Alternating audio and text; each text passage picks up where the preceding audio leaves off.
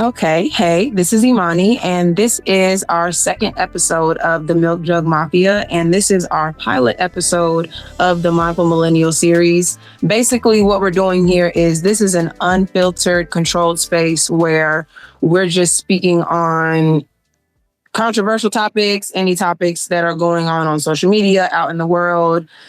It's very open here, so it's room for anything to go. And today, my very first guest is my aunt. She is everything. She is the reason I have graced you guys with my presence on the internet because it took me so long to start this podcast, but it was only right to put her on the episode first and foremost because she has inspired so much of what is to come and what I have already established here. So I can't wait for you guys to get to know her, and hopefully she is a recurring guest on this series. Cool. Hey, auntie. Auntie. Oh, yeah, this is my aunt, my real aunt. I'm her first niece, her only niece. Hey, beautiful.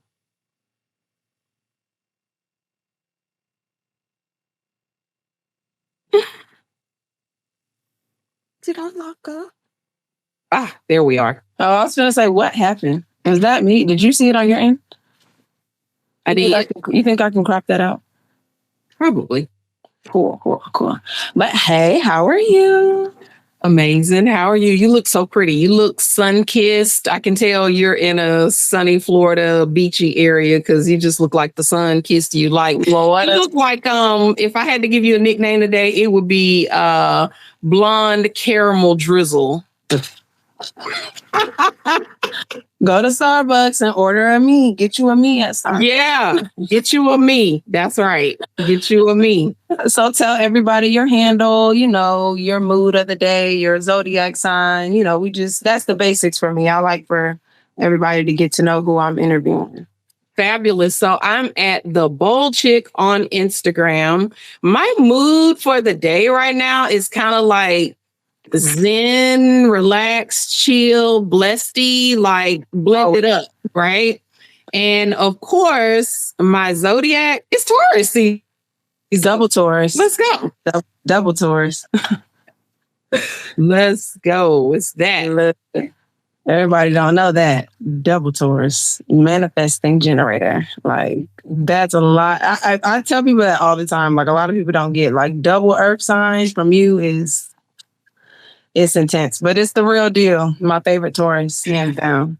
I am. And yeah, definitely. And let people know like what you do for a living or what you do online, for your content. Yeah. So gosh, it feels so weird to describe like what I do because I feel like God created me to be so much. So when people ask that question, I always feel like I'm leaving out a piece of my blessing. But for the sake of the podcast, basically, I help women, young women, older women. I help women get over their fear of actually showing up on camera. And the reason why I think it's so important for every woman to show up on camera is because we all have a gift, right? And a part of our purpose in being here on earth, we're like foot soldiers. So we have to share our gift. And so if you're a woman and you're sitting behind the scenes, like comparing yourself to someone else, and now you're not showing up, well, then that means you're out of alignment. You're not on purpose.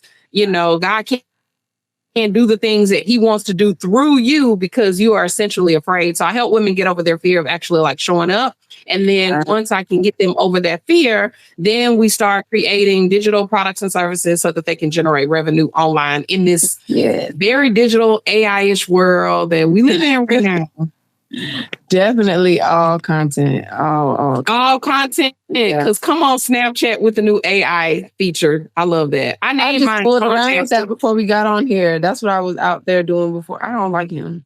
I created an avatar for mine. Like I went in and created one and I named it Fantastic. My AI person has a name. Well, what is Fawn? Since you done brought it up, tell the people what Fawn is. Fawn is, for lack of a better word, it's a ministry for women. It's for women. Like it's basically what I was just talking about. It's an acronym for fully activated woman. And the key word is now. A lot of times we don't have because we're not doing it right now. Or our belief system makes us think that it's going to be 3 years before we can get to something. And so, I mean, your body and your mind just gets into alignment with what you think. But God gave me fully activated woman now. He said they believe in me, but they don't believe in themselves. So, Veronica, I need you to take them on the journey. And the word is, I got 2 words, like this is the theme: activate and now. Like, do it now. Definitely. That whole acronym set the tone for my whole year. I've known about it since last year, but that movement you started, just, it's the reason I'm here now. It just, you know what? Just, yeah. It's just that push. You just keep pushing people. And honestly, you're the best. I'm so proud of you. Like, yes, I am a little bit of a pusher. And so I think it's just important, though, because I mean, everybody needs somebody like a me in their world to help them reach their destiny. And it's not that I put the gift on the inside of you. I'm just a person that knows how to pull it out of you. Right. That's why I say you're like a pusher. Like, you gonna, even if you could tell people kind of pulling back from you, you gonna keep like pulling that rope. Like, come on, like I'm trying to put you on. I ain't gonna give up just yet. But yes, that's definitely you. Definitely you. Definitely love the fawn movement. Love the fawn movement. Me too. So today we're gonna be more, since this is the first episode, we're really just talking about whatever. And I really want us to, on camera, talk about our discussion, because we've had it before off camera. Just the idea of polygamy, but for women, like having multiple husbands, what your imaginative fantasy, like what is your ideal, you know, if you were to just be like, I'm gonna have multiple husbands, how many would you have? What would the setup be like? Like, how would it be in your world if you had it? Okay, so the first thing is, so this whole concept of multiple husbands came up one night. We were just talking about how I've met these different men, and it seems like they all play a different role. Right. But I have yet to be placed in front of the man who has all of the things that I desire. So I'm going to say, like, in the past, what I found myself doing, and I'm going to tell you, like, I'm really not even about that. I'm not about it anymore, but I'm going to tell you why. So what I found myself doing in the past was, it was like, okay, this is the guy that I talk to because he'll pray for me. This is the guy that I'll talk to because, you know, he might shoot me some cash. This is the guy that I'll talk to because we go out on cool dates. This is the intellectual dude that I really enjoy talking to. And then, you know, we always got like, we got a beater in the life. So, and I don't, that didn't come out right. But, you know, I was trying to keep it clean, but then it didn't already turn crazy. That's why this space is unfiltered. So typically, like, it's been, you know, that I found myself talking to multiple people. And one of the things you've always heard me saying, I told you this and I shared this, you know, with my daughters, like, hey, never take yourself off the market for one, you know, just kind of keep it going. I'm not saying sex them. I'm just saying, you know, I know what you things that you need to fulfill you, or the things that's going to not complete you, but things that you desire. If you can't find it in one person, appreciate that one thing that you're getting from that dude. And it's like, okay, then there's space for more. Now, I got to tell you this because recently I was reading in the Bible, don't ask me where and what, but it was talking about basically like this man, don't ask me no names, right? Because I don't have it like that. But he had multiple wives. So the first thing I did, I'm like, Bishop, why in the Bible is it okay for a dude to have multiple wives? I'm like, so this is biblical? Now, but before he could call me back and answer me, I kept reading. You know, they say Black folks don't read. I kept reading. And what I saw was that back in the day, in the Bible, biblical times, men did have multiple wives. It was because men were off in battle and oftentimes they were killed. So there was a shortage even back then. And so, but this is so honorable. This is where it gets good. They would marry multiple women because otherwise the woman would go unmarried. But most importantly, he was marrying her so that he could take care of her. and that they could reproduce. So it became two parts. So back in the day, my takeaway was that shortage of men, they wanted to continue to reproduce families so that they Right.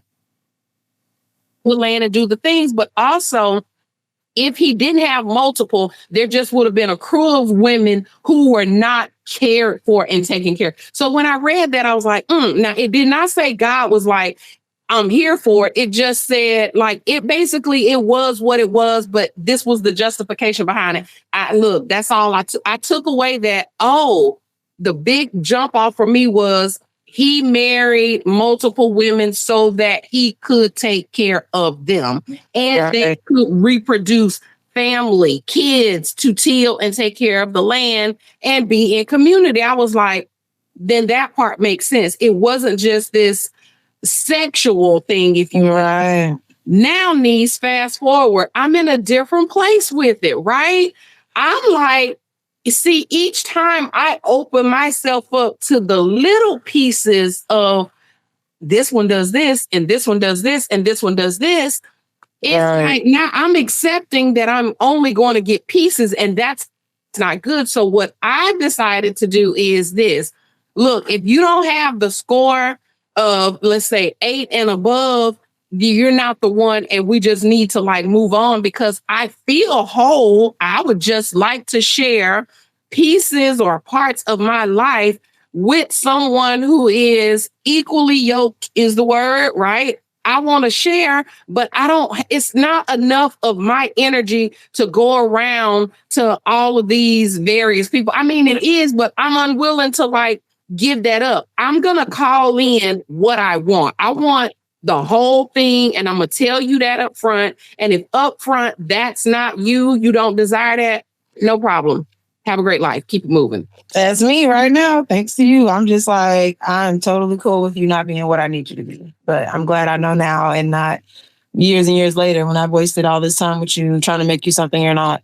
Like the quicker we can get to that's not my person and it's no hard feelings. In other words, you can totally friend zone them because at the end of the day, if you're looking for a relationship, you're looking for a relationship. If you don't want relationship, then it's friend zone all day anyway. I think it's about, as women, understanding that we do get to decide what it is that we actually want. It's not being arrogant, it's not being cocky, rude, but listen, we're beautiful beings. So why wouldn't we say what we want? It's like he can initiate, like back old school when I was coming up, you pretty much, like we were just taught, you like who likes you, right? Back in the day, that's just how it was. You like who likes you. Well, now it's different because now we just know more. We know better. And so we can do better. And it's like, he likes me. Okay, great. But he not at my level. So when you activate it, it's different. It's way different when you activate it. That's all I'm going to say. It ain't nothing to question. When God is in control, and as a female, it just don't be no pressure to me. I'm like, no pressure with no man. Like, I feel like you got to be like ugly to really, that's just me personally. I feel like you got to just be one of those people. I'm not with all that. I think that we should be able to have multiple husbands, but multiple husbands, when you think about it from that biblical standpoint, a man with multiple men might be exhausting to deal with. And it might be nice to, like, I ain't mad at people talk about Nick Cannon and I'm like, look, I'll be one of his baby mamas in a heartbeat if all of them line up and say that they paid and they good. Because I mean, with the material we got today, I need stability. At this point, it ain't even about the other stuff anymore. It's really about someone else helping you carry the weight. Because this world it's a lot. It's a lot going on here. But that's what they did. It was to care for the woman. So I was like, I get it. It makes sense. Definitely. So like before that, so being in a relationship and having kids and stuff is obviously a big step and it's a big leap for sure. So when it goes to like just dating and being single and being courted for a younger woman, if you wanted to set her up with the keys to how to do that or the proper way to do it without getting your emotions so wrapped up in it, like what's your initial just the baseline guidelines for dating? Like, what's, in your head, what's that like? Yeah, that's good. So baseline is young person, know who you are first. So like for just a second, let's put Mr. Fine, I just got drafted into the NFL. Let's put him on ice for just a second and this me and you talking. Right. Me and you talking, you need to know who you are. This goes back to what we were just saying. What do you desire in a mate? It's going to be different than someone else's. Let's take away, I want him to buy me this and I want that. That's gonna come. So I'm not even talking about that. I mean, how do you want to be supported emotionally? How do you want to be supported, physically? Like, what are the things that you want and what you need? Now, I'm finna say something that might be a little controversial because people don't like this, but I'm gonna say it. So we hear that guys say, well, what do you bring to the table? This is not the guy asking, what do you bring to the table? This is what you need to know as a woman, what you bring to the table so that you don't find yourself in a settling state. So I'm not asking like what the guy would say. I'm asking like, I can give you a rundown on me. So because I know me inside and out, and I know how I handle me, I know how I take care of me, I'm never going to let someone else come in and like do something less than, right? Now, that's not to say they haven't before. That's because I wasn't in my full self-awareness, because I'd been married and in a relationship. That's a whole nother story. Your expectations. But yeah, my expectations changed. So that would be like my baseline piece of fall in love with yourself, not in a narcissistic kind of way, but just be so self-aware that you appreciate the woman or the young woman that you are. And because you recognize who and what you bring to the table as a beautiful soul. That's where I'm going. Because you know that, then you're not going to let somebody play with you. And if you show up like that, and again, I'm not talking about because you got on Versace sandals and a Gucci headband and a Louis Vuitton bag. I'm not talking about that because anybody can get that.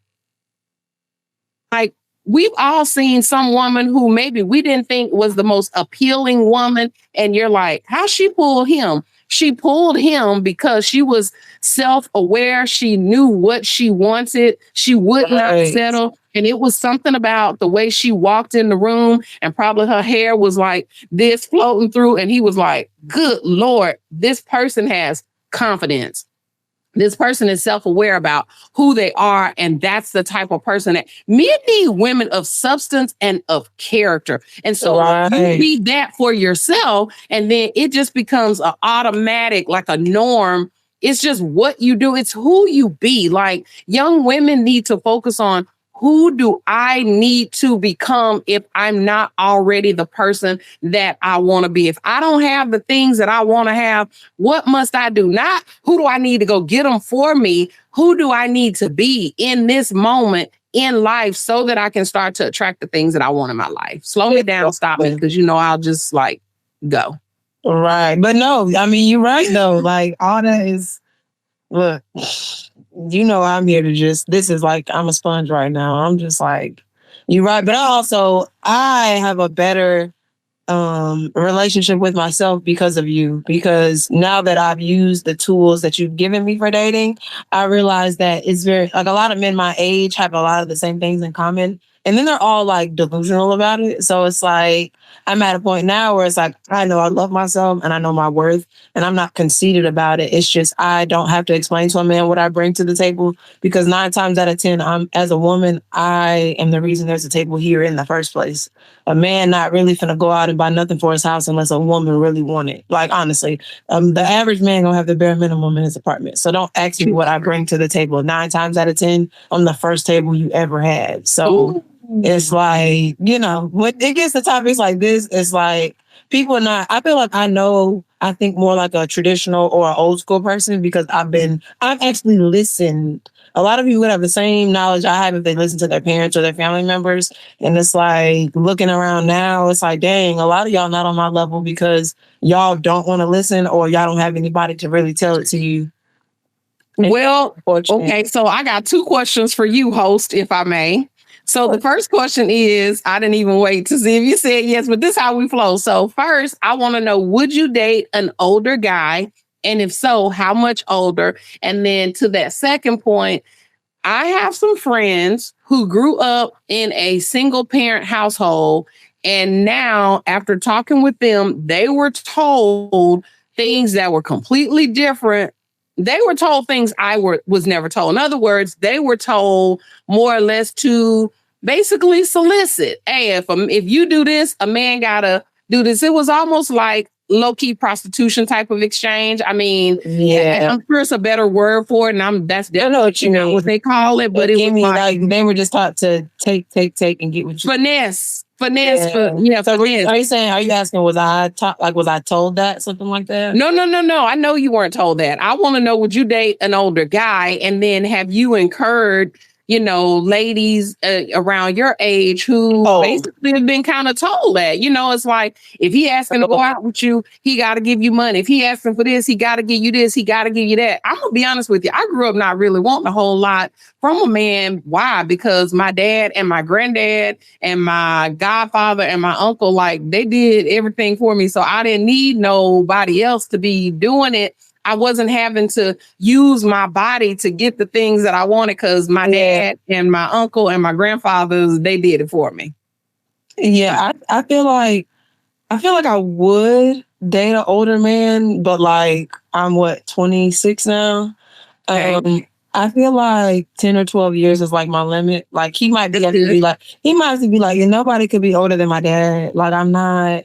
Yeah. I can't be with nobody older than my dad. He would have to be like, it honestly, the chemistry you can have with a person, and I'm a people person for real, and I love to know people, even if it's just that I care about you platonically.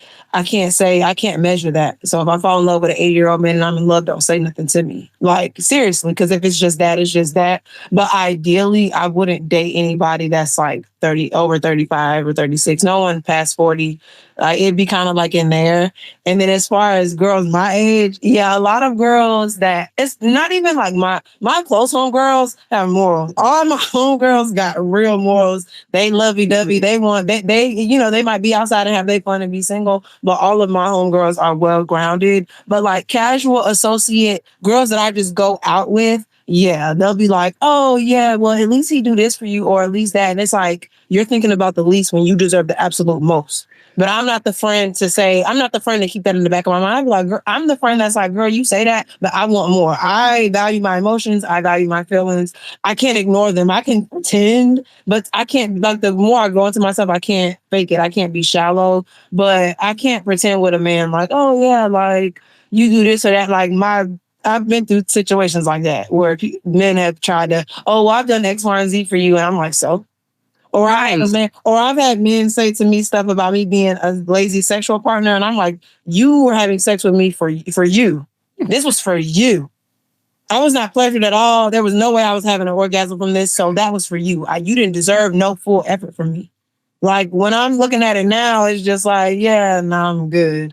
A lot of girls be like, oh, well, at least he do this, at least he do that. That's the least he could do because I deserve a bag of gold. Me personally, like I know what I would give a man. So when I ask for something, it's because I know I would do it 10 times over. And don't let you do it naturally. Don't let that just be your thing. Oh, shit. I'll worship the ground you walk on. I would love to like cherish a man truly, but I know who's worth it and who's not. That's the difference between me. I've always loved that about me. Even when I was a young elementary kid, nobody could ever peer pressure me into doing nothing. And if I had something to say, I said it. I don't care. Even if I was scared to say either I said nothing at all and walked away, or it was like I'm good, actually.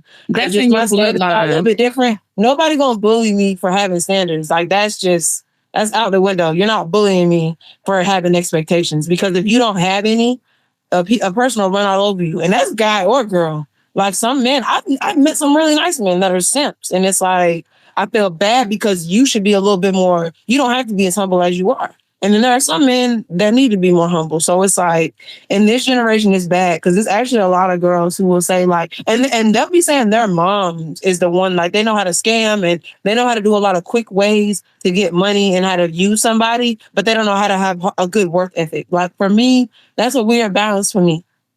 It's okay to have a good talk game and know how to get something out of a man, but you also need to know how to get your own. And a lot of girls my age and my generation, not all, because some of them hustlers, but some of them, yeah, trained, groomed to just use a man and has the audacity to tell a woman what is or isn't, and I hate to say it, but a lot of those girls be in good relationships, like either something long term or married because they got with a man that were I feel bad for those men that were raised to be providers because they just deal with a lot. They eat a lot of stuff they don't have to. They deal with so much stuff because they were just taught to provide and be a husband and play that role. And it's like it's not a role you play. This is a lot. This is your livelihood. You should take your marriage and your relationship seriously. Like you should want to be happy and you should want to make like everything should be vice versa. Whatever you want for your partner, you should already be doing for yourself as far as happiness goes.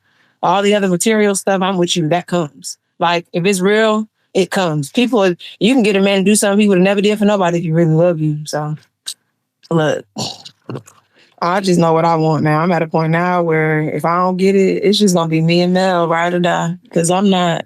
I ain't gonna be that girl that I do all this talking, but then I'll go turn around and do the same dumb.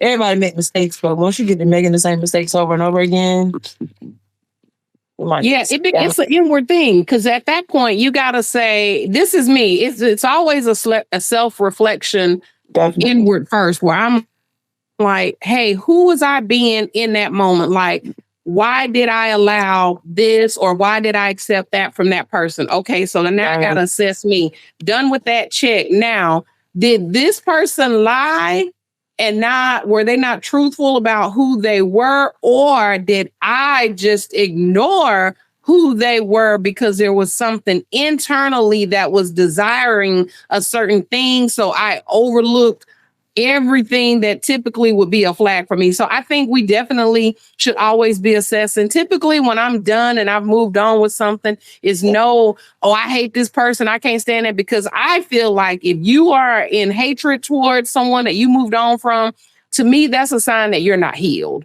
Yeah. I don't care who that told is. Somebody that used to love me they was like, I hate you. And I was like, you love me. Hate is just as strong as love. They're not the same thing. They're not the definitions aren't the same, but the energy you use to hate me is the same energy you would use to love me. So I need you to cleanse and just vibe. Because people don't be worth it. People do not be worth it. They don't. Yeah. People don't know how to cope and get through emotions or just go through the process of healing and purging it out and accountability, seeing what happened. But they don't know how. That's the thing that, because, I listen to your podcast, I listen to your stories, and I hear a lot of the things that you are talking about. But see, I know this from an adult standpoint. So I also know that a young adult might not get it. Right. People don't always know what we know. And you got to think about the environments that they came out of. Mm-hmm. You may say, well, they're adults. They should be doing better. They should. But let's be real. Who taught them what they know and who would teach them? Like sometimes I always say this, you don't know what you don't know. So if you are someone who is unhealed and you always find yourself in 50 million toxic relationships, someone has not taught you and you have not identified internally that is you attracting that, and versus knowing how to attract what you want. Like, I'm just like, because people don't read, so they will know to pick up the book. When I make those videos, I understand that people may not know better. But one thing about me, I gotta sting you when I say it. I gotta jab you with it. I'm not, I'm working on that. For now, y'all gonna get a little bully. Because I don't understand, like I understand that people come from different perspectives, but from my perspective, I'm seeing people post little quotes, means subliminal things that aren't towards anybody, but it's like you're posting things like you want to heal, like you want this, you want that. And it's like, that's crazy. You can acknowledge that you're in this depressive, unhealed state, but you're not strong enough to pull yourself out of it. Why do you think it's sitting on your brain, marinating there? That's God telling you, baby, let's work on this. Nobody's going to help you but me and you. So you need to pick up something, get a journal, a Bible, both, a friend, a mentor, and heal. Like, I get people come from I came from a different background. I wasn't raised, like how I was raised is very scattered. I was raised by a lot of different people. So it was up to me ultimately to either use what I've been through as a crutch or take the good from the bad and turn it into something great. Which one do you think I want to do? Yeah. Do you think I want to be on crutches? I already got two legs. I already got a head I got to carry around. This head big. Like, come on now. Man, I want people to be, I just want people to be confident. Like, I get people aren't there yet, but I'm going to keep talking to you like this until you are, because you are worth it. Like, I want people to know, even if I got to cuss at you, you are worth it. Like, if you don't think you are, figure out why you think you're not. Because there have been times where I feel like I'm not, up to par. I've beat myself up. I've acknowledged myself, checked myself. We could sit here and talk about all the relationships I've been in that have failed, and I'll sit up here and tell you how I rolled with it. No problem. But that's a part of healing. Like, you really have to own everything about you. Like, forget a LLC. Your pride need to have an LLC. For real. Because if you don't, like, you're going to be I hate people that walk around like they just, I don't do I'm good. Like, I'm always the victim. Like, boo, you could be always the victim, but you're still putting yourself in situations where you're the victim. So let's look at that. Host, this getting hot up in here. Ooh, it is. You is not playing with your generation, but you know what? Because, like, we have so many, it's so crazy how, like, our generation is so heal this, heal that, break generational curses. And I love that for us. I love that people are getting on board with it. But it's like, let's stop talking about it and let's, like, do it and change and grow, and not even, now, once we get over it, let's not even acknowledge it after that. Like, let's outgrow all of this and then never talk about it again. Like how the stuff that went on years ago, traditional, y'all don't talk about that no more. But it existed. If you wanted to dig deep into history, there's stuff that people don't acknowledge now, but it was there. It was a thing. It's the same thing. Like, people gotta, like, learn how to move on for real. Like, people gotta I'm scared of y'all that don't believe in God. That's what I'm saying. I'm scared of y'all. I love God. Oh, God. What's wrong with you? I ain't got the money moving. Okay. Look. Oh, Jesus. Look. So, actually, speaking about my generation and all that, let's get on the topic of just your stance on the youth having a voice. If you got anything inspirational to say for my generation, or even people coming up out of high school, whatever, just what do you think about the youth being valued? Because I feel like, a lot of older people think, we aren't seasoned enough to have a stance or a say so. But as you go through life and you see things and you want to express your interpretation of the world, you want to have an older person kind of break that down with you. And, maybe I feel like I've taught people older than me stuff sometimes. So it's like, I think it's important for you to have a voice. Yeah, so let me preface this by saying here come the old folks speaking, right? And then I'm gonna answer the question. So at the core, as a person who is older than you and them,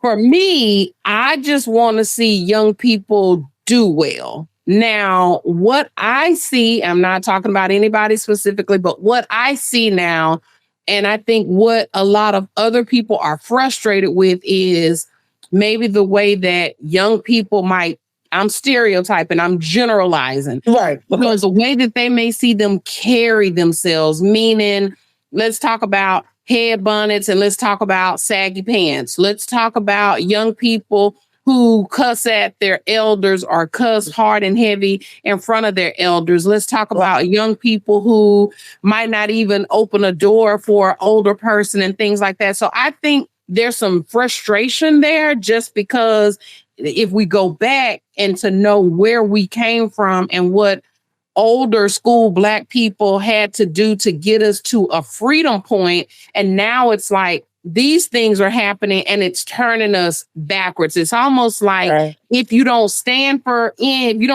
something, you'll fall for anything. And now we're like, these are the generation, the crew of people who are gonna take care of us, the ones who don't respect us and who may not be fully aware of self. So that part could be scary. Now, let me fast forward, because there's some reasons why that happened, but that could be a whole nother show. So my stance is this: when I see young people, because I just finished working with 2 different high schools and helping the kids with some marketing stuff and entrepreneur stuff, which was amazing, heartwarming. I shedded tears. I'm about to work with the 3 winners from a pitch competition who are in high school. These kids are like 16 and 17. They got a whole business idea. They've already made money, and they got seed money ranging from $500 to $2,000 to get their business started. So I'm like, I love it. Let's go. Here's the thing. You do have a voice. I don't want to say your voice should be filtered, but you might need to temper your tone. You might need to be aware of you are a young adult. Now, don't talk to people real crazy. I'm gonna say this. Representation matters. Yeah, I got a 21-year-old, right? So I understand young people. And I raised my daughter with values. Yes, I'm aware of what's happening in the world with social and all of those things.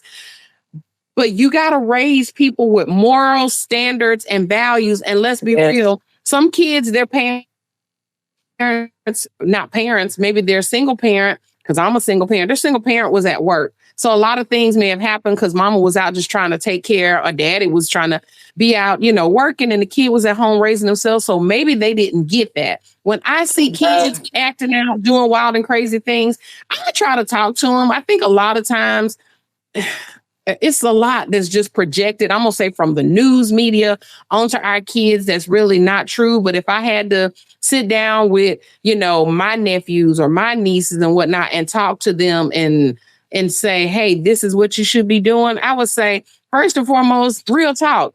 Get solid up here, whether it's through reading, learning technology, handling what you got to finish. You do need to finish high school. Now, what you do after that, it's going to vary. You may or may not even need to go to college, but you need to focus on like being a good citizen. I'm gonna say you need to be saved, because I'm saying God created us. He got the blueprint. So if you can just kind of like tap into that kind of stuff, and I'm sensing somebody might be like, well, bad stuff be happening. How could God let bad stuff happen?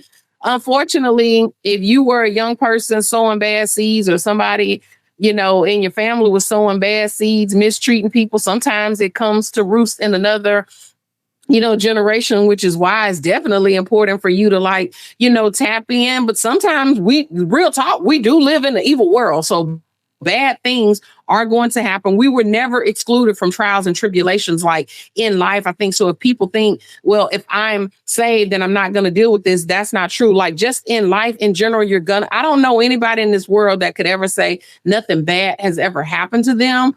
I've been saved since I was young. And exactly. I feel like, I've disconnected from God at times growing up. I feel like being saved is something like, even if you want to I don't feel like I need to get saved again, but I feel like being saved puts God like that. The Spirit of God is in you, whether you want to acknowledge it or not, it's there.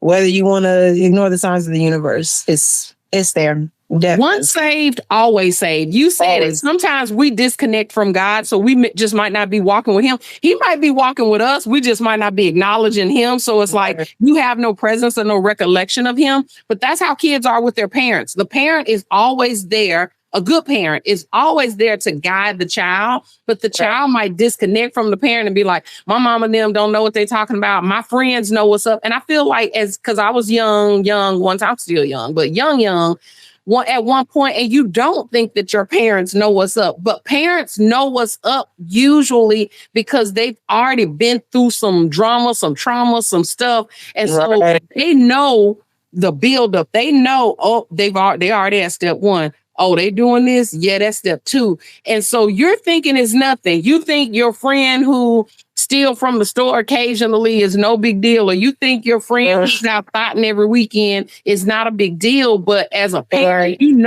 what is it about your child? Not that you're judging that person, but what is it about my child that wants to hang out with thoughts and dope dealers and this and that? Like what is going on in their mind? Right. And so it's like, as a parent, you don't want to see your child go down the wrong road. So you start talking to them. Now, this is where the child gets a choice. You accept the benefits from your parent having wisdom and knowledge, or you like, man, y'all don't know what's up. And then the next thing you know, the kid's behind the jail cell crying, telling mama, get me out. Right. Mama was trying to tell you, but you didn't want to hear it.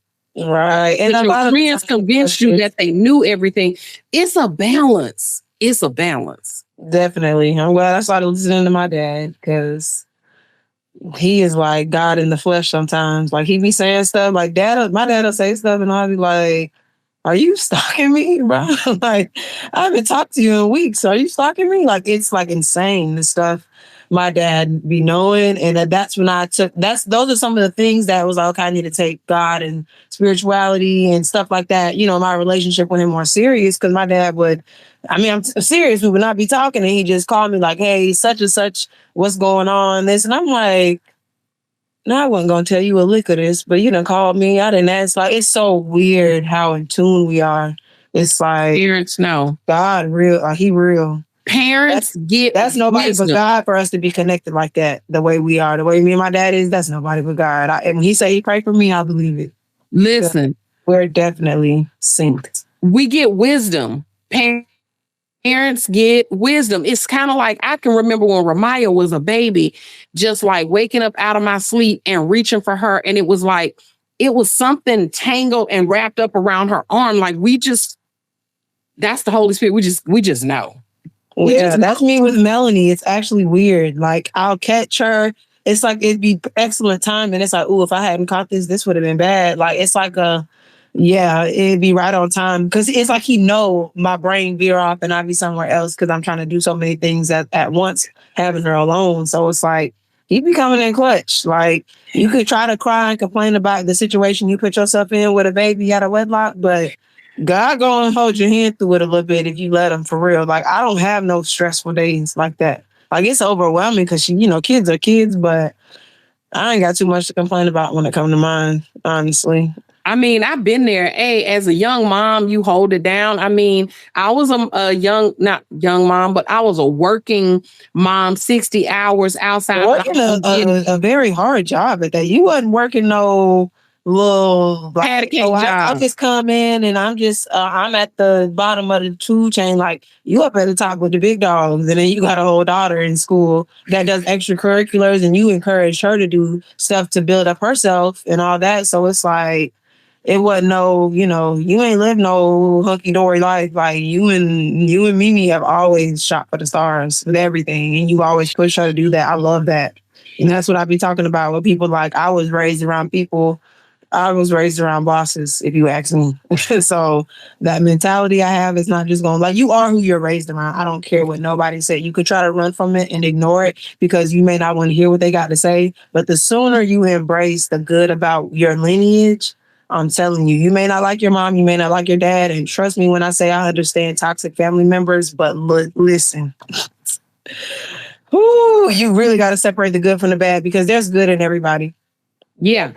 In real life, you got these external forces, you got the internal forces, you got your spiritual forces. You're absolutely right. You are your environment. So people who hang around negative and toxic people, they don't know how to be anything different. That's just who you hang around. Yeah. So you're going to speak what they speak, not knowing that you're really speaking negative stuff over yourself. And my thing is when you know better, you do better. So if you still decide not to, that's kind of on you. that's on you. Mm-hmm. Okay, so we finna switch gears and talk about marketing before social media. Woo. I feel like you're very good at giving I really think y'all need to follow my aunt at the Bold Chick on Instagram. She's very good at giving people quick, simple ways to captivate their content for their business on video.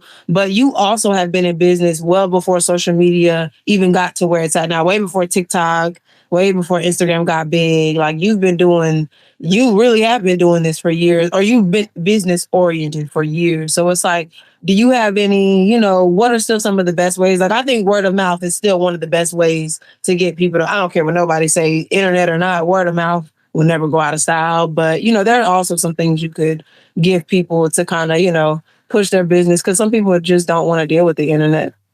Yeah, I think the big thing is it's going to come out of a relationship, right? So some people will call that word of mouth, whatever. See, word of mouth can go good or bad, just like a relationship can go good or bad. But I'm a big relationship person. I like to, I call it the Costco or the Sam's effect. You go into Costco or Sam's, you minding your own business, walking down the aisle, and boom, there is the pepperoni cheese, extra sauce, extra drizzle. And they're like, you want a free piece? And you're like, dang, yeah. And then if you're at Costco, they'll let you get another one. At Sam's, they may be like, you can only get one anyway. Right. Because Costco lets us be a little bougie, and I Sam love Costco. will be like, we Walmart. Stop playing. We on a little bigger, but we still on a budget. We still save money a little better over here. Boo. Yeah. Sam's know what they be doing. But like they give you that sample, they let you taste it, and then you want to buy it, right? Because it's good.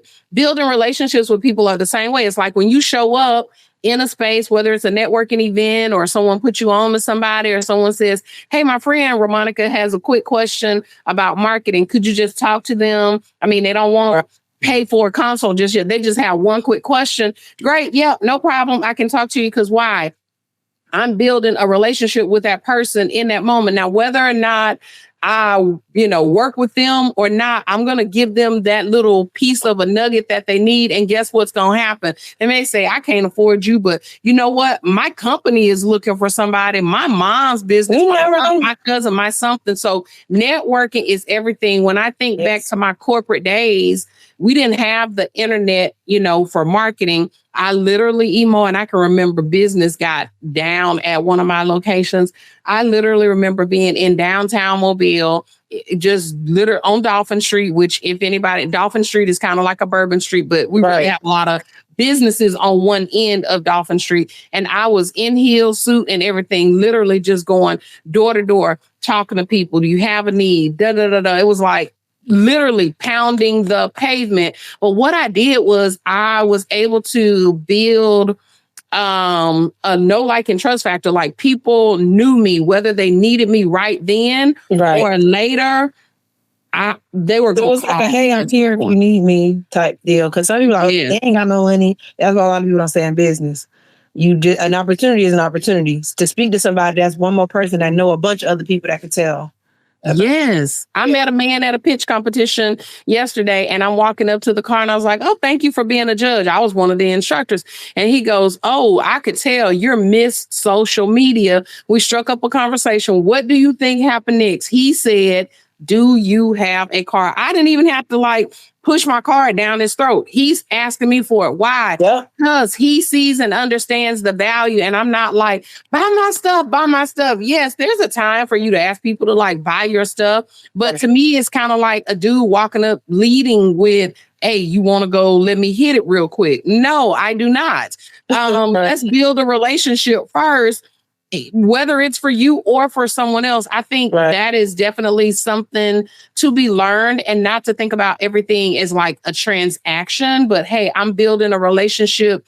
I just want to get to know this person, because there's this thing called 6 or 7 degrees of separation where this person knows that person, knows that person, knows that person in your circle or in a mix. And so it's like, again, you might need some, maybe it wasn't a business connection, but now, hey, I know somebody that do such and such. Hey, let me make a phone call for you. Boom, now you connected. You got what you need by those degrees of separation. So I think that's huge, just to network and interact and engage with people. Right. Because you never know who you're going to meet or where somebody's head is at. Because I've met people and I may not want their services or what they're offering, but I'll post it on my page, or I'll give them a shout out, or I'll give it to somebody else. Or I'll be like, oh, I have a family member such and such that needs this. I'll actually give it to them or whatever. And I love that some people are friendly enough to be like, yeah, here, they're not stingy or they're not funny acting about it. Because some people want to be business oriented and they want to be successful, but it's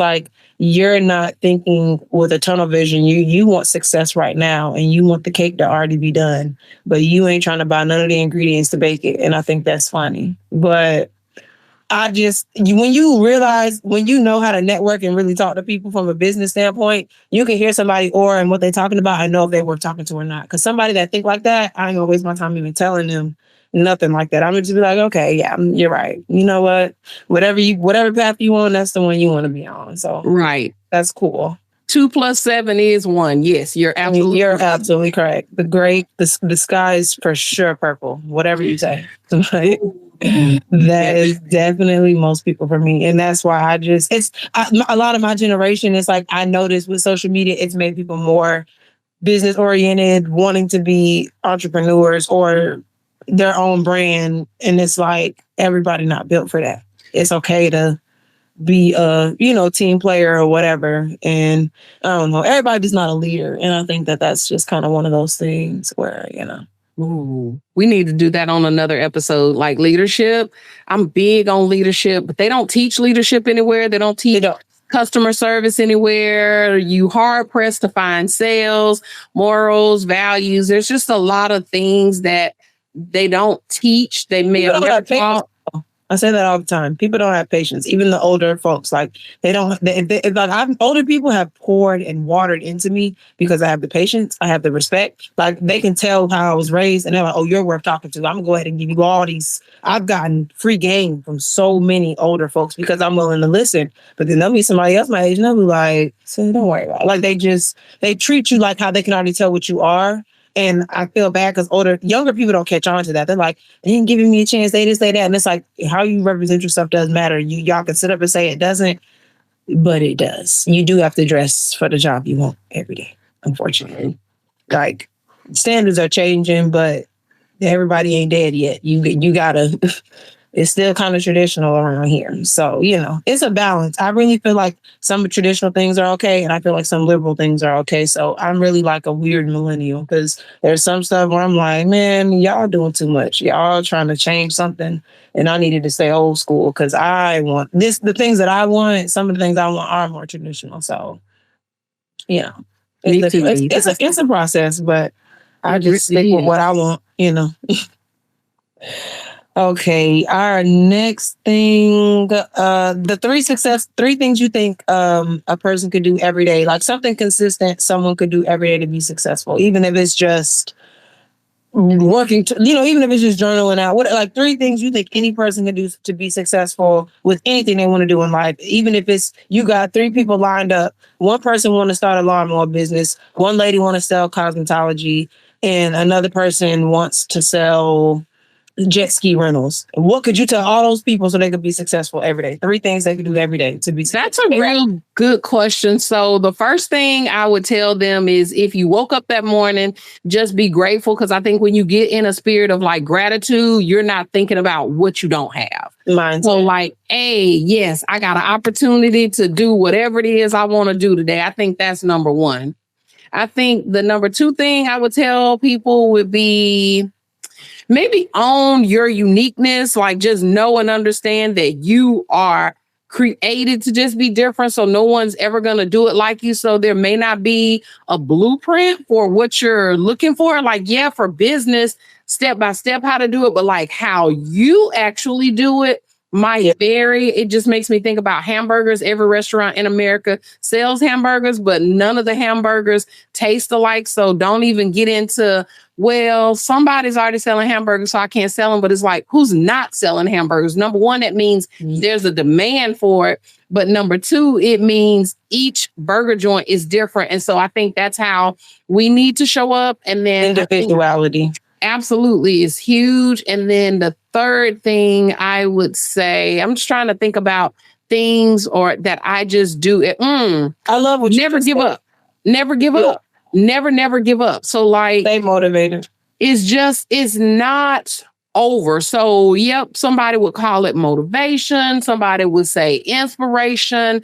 This is the older version, the better version of me, not the best yet, the better version of me says, okay, and depending on where you are on your walk or your journey, but like I understand now that I was created, right?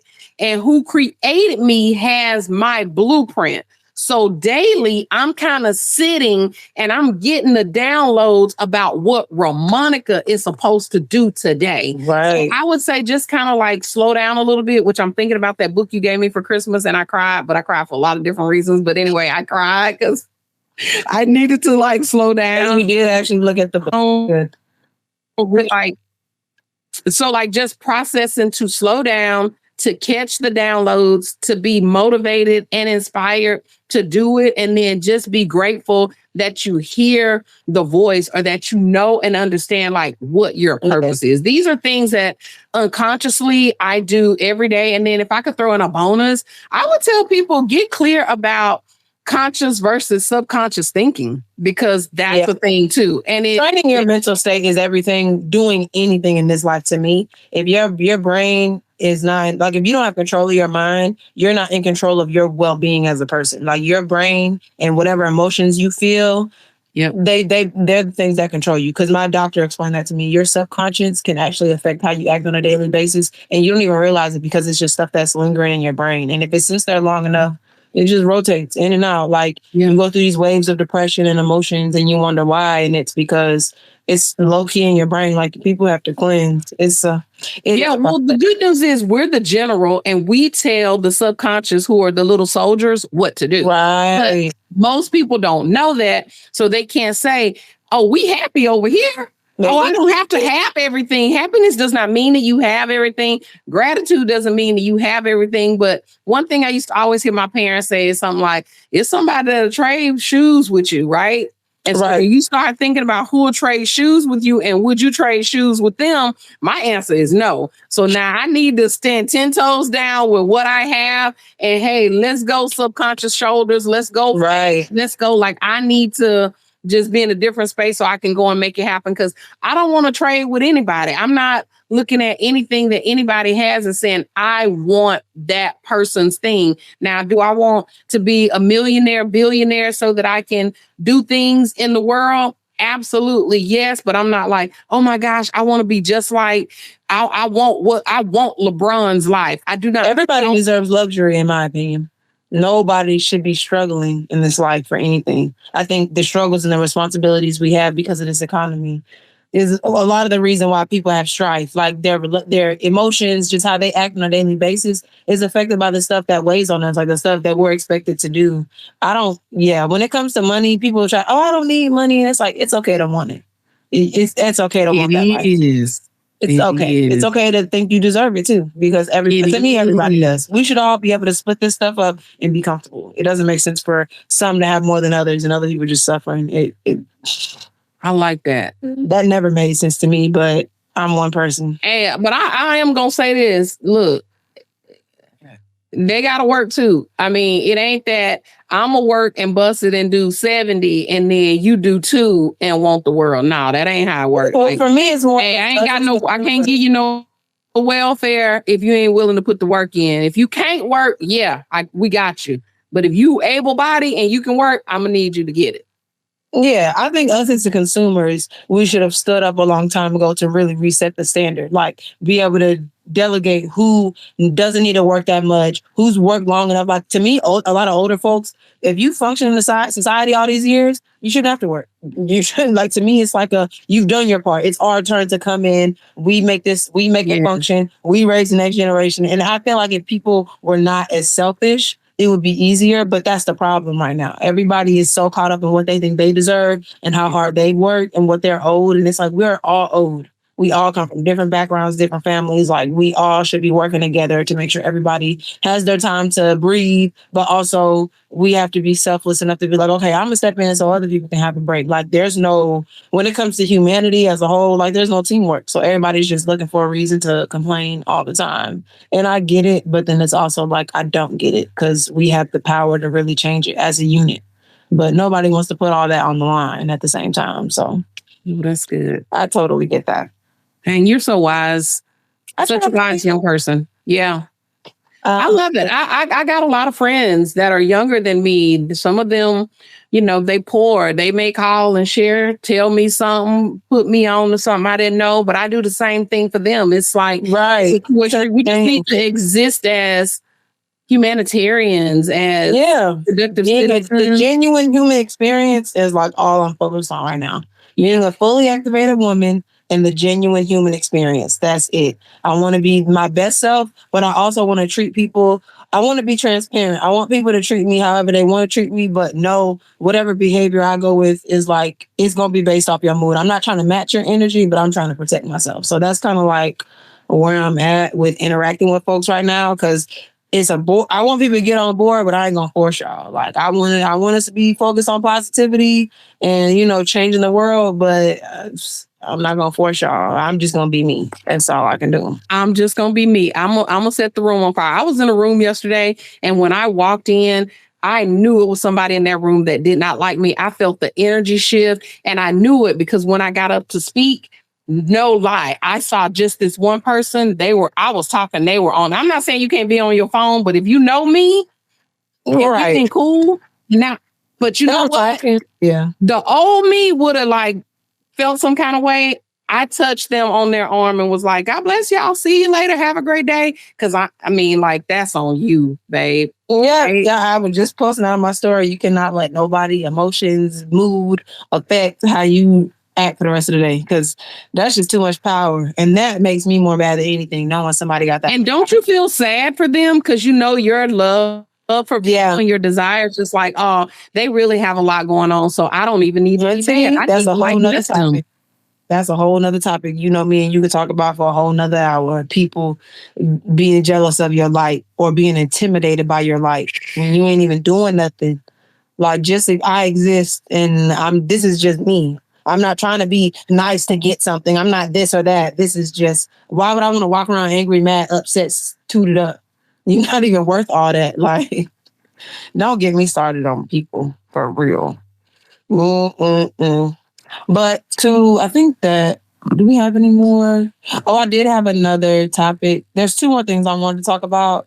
The first one, we're gonna do the silly one. But what you think about Cava? Because you was talking about it on Facebook, and I'm not a Chipotle fan at all. But I saw a Cava here in Jacksonville somewhere, and I was like, I'm gonna see what's up with y'all, because I'll try it. But when you posted it, I was like, not bougie Chipotle.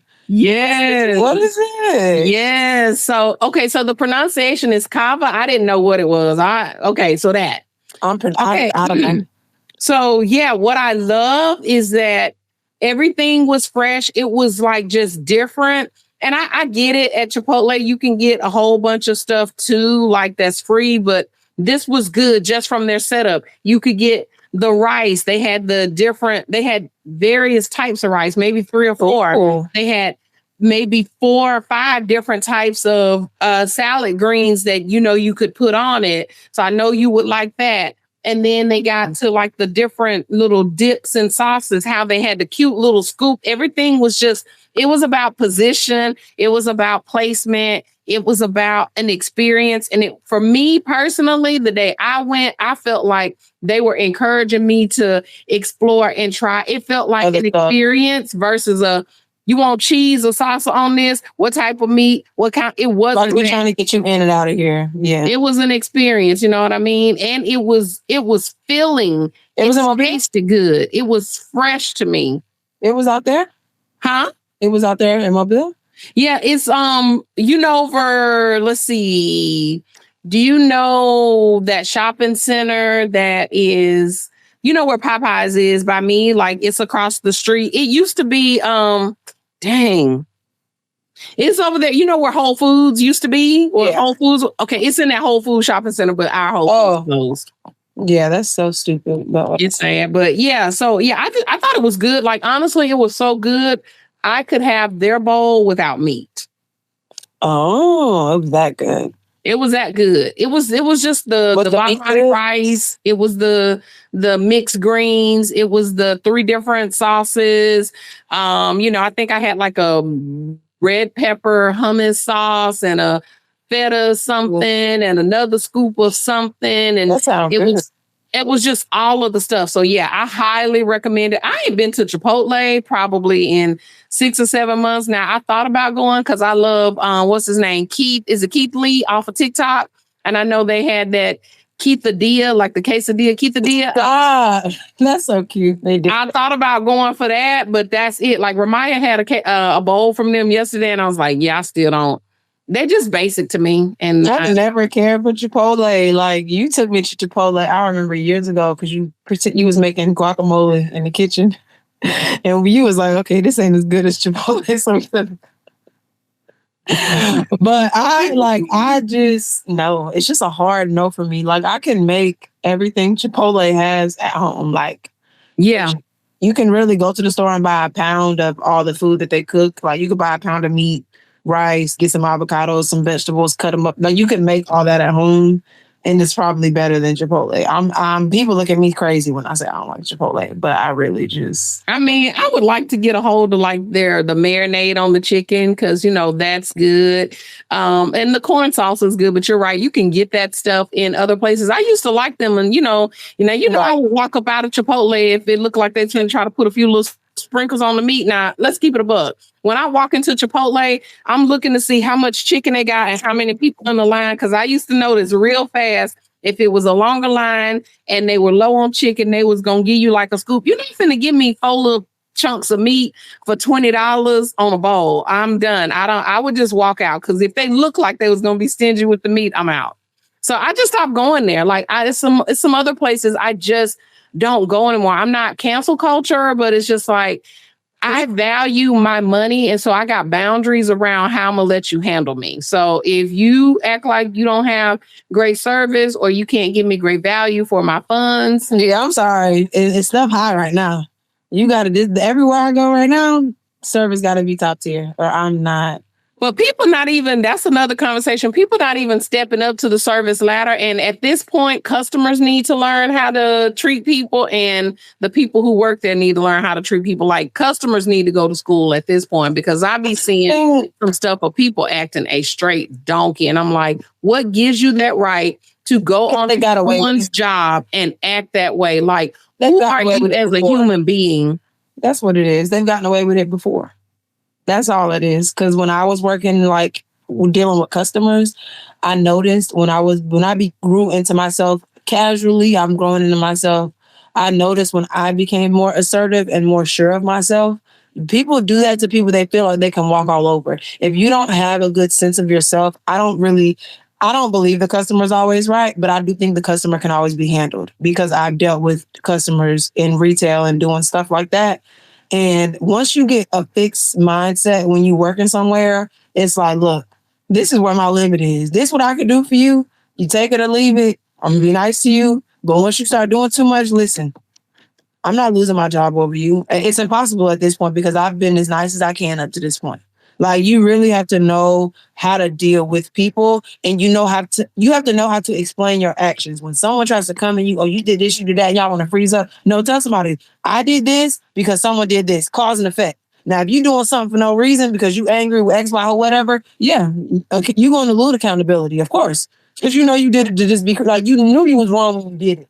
But if you know you're doing something without malicious intent and you're just trying to work and make a living and you're also just trying to satisfy the customer, get it. Like nobody should have that much of an emotional handle on you. I don't care nothing about no customer and no job because I think there's a way around every customer. I was telling my best friend's dad that he was like, because he was talking about working from home and he was like, I could never do the phones, da da da. I was like, I love talking on the phone. I love the crazy folks, all that. Because guess what? When the phone hang up, click, we're done. I ain't never got to deal with you. I ain't got to talk to you. I don't know your number. Hell, I forgot your name. Don't worry about it. Like I let it go as soon as the phone call in. I don't care what they was mad about, what they was talking about. And if I see your number on the call again, you come to my phone again, calling back, or you going back in the queue. You going to somebody else. I'm not talking to you. I was not playing with people. You really have to protect yourself. I don't care how. Come on. Protect yourself. Because there's stuff in this world you cannot control. It's inevitable. And you can't let it get you worked up. I wish people was just like this. They ain't gonna be like that. Not overnight. So don't even stress it. Because as my friend used to say, baby, you got my face tight. All the listen, for real, people they worked up over nothing. I be looking at people side eye. Like, I'm not gonna be doing that with you. Yeah, they do. They already be having like a lot of stuff going on. Yeah. And a lot of that stuff be internal. When you realize when you don't match people's energy, that's when you're healed and you realize people got issues. Because people be mad trying to go off, and I'm going, "What you so mad for?" Like I was in such a good mood until you started all this mess. What you got going on today? But I got a magical word. So for somebody listening, I got to get because there's some people might work in customer service who may hear this. Here's the magic phrase. I promise I would never intentionally let you down. Do me one favor. Tell me how I can fix it. I'm done with it after that. Tell me how I can fix it. Let's move past the you mad. If there's something I can do to make you happy, because if not, you just on here mad. You on the phone just already mad. Like you can tell when somebody just want to have a problem and they not looking for a solution. Listen, you have a nice day. You have an excellent day. I hope you do. That part. Lord, Lord, Lord. That'd be people for me. That's funny you said that. I really want to take customer service stories and I want to tell people how I would fix them and who was wrong. Like I Well, want to we do can that do as that on a another special. episode. Me and you can both just have our crazy work experience dealing with customers, whatever. Like we can write that because I got some. Hey, I got some stories. I got some customers. Like I done been through some things working in retail, but also I would tell anybody if you're gonna go get a job, work in retail first. Forget fast food, forget all that. Unless you not if you're not sanitary, you might need to work in fast food because you need to learn how to be clean. But I ain't gonna lie. Retail, I'm glad I worked in retail before I worked around food because I already was a pretty, I'm relatively clean. Like I'm an organized type person. So when I worked around food, that was nothing. Sales and talking to people and being more open was so hard for me. Like when I worked at Foot Locker, I hated to hear no. Like my manager would be like, say this, say that. And I'm like, but what if they like I would anticipate a person because I read body language where I'd be like, I can tell they just don't want to hear what I got to say. But I got to a point where I would just condition myself to be like, look, you're here for this purpose. This is what your job is. You're not, this isn't your item to sell. You're selling this for your job. So if they tell you no, it doesn't hurt you. You still won't get paid. You're just not, it's just, okay, I'm not adding this onto my sale. But it just got to a point where I'm just like, but as I got used to that, I found more things to say and I've learned how to sell stuff. Like I could literally sell a t-shirt. But that's also why I got the job because in the interview, she had us throw random stuff on the table and she was like, everybody grab a random item. And I grabbed a cell phone and she was like, sell this to me. And I was like, and I did all this. She was like, you did really, really good. Like you went, in depth and had all and I'm glad. Like I tell anybody working retail, it's taught me how to really selling points for anything. I could sell anything to anybody, even if I don't want to, because I just know what people want to hear, or like I figured it out. That younger me would be so proud of me now. Man, I be wanting to. I love retail, I love sales and customer service It's now. fun. Like it's one of those things where sometimes, I'll be like, ooh, I just want to go undercover and work here for 2 months and just like blow their sales out the water. And Right. because I know I can do it. It's like so easy. But Yeah. And see, for me now, I feel like people try to ask me to help like market their businesses and help promote like their music and stuff. Like, and I don't mind. I have a lot of friends that do that, but it's like now that I'm on my podcast and I'm on myself, I'm like, well, I need the same from y'all because I had no issues pushing y'all stuff. Now that I'm focusing on me and my content, if I'm not getting that reciprocated, don't ever expect me to post nobody's stuff ever again. And it's no hard feelings, but I'll go hard for anybody, and I expect that in return. I don't ask for nothing I don't do for nobody else. So when it comes to stuff like that, it's like, do you really want it or not? Because I'm promoting your stuff more than you are. I'm advocating for your business more than you are. Like you should be going. I'm at a point now. If someone asks me to promote for them, they better be promoting themselves 10 times harder than I am. Because you should not expect nobody to do it for you. You should hope, but ultimately nobody should have your back but you. So I'm looking at people real funny now because I'm gonna promote mine until I'm good, but I'm still looking at everybody else like that's crazy. Because when you needed somebody, I was somebody. Give me a sticker. My name is somebody. Like it's actually crazy. Like you don't realize it until you put your foot into the business world and you realize like all the effort you try to put into other people to help them be successful, putting it into yourself just goes further. Honestly, hate to be that person. Never wanted to be that person, but truth. be like that. It be like that. Okay. And I don't how long you said that it's gonna let us record for? Okay. Well, it ain't gonna be much longer. And the last thing I wanted to talk about, and this is really just random. It was just a thought I had, and I was just like, why not ask?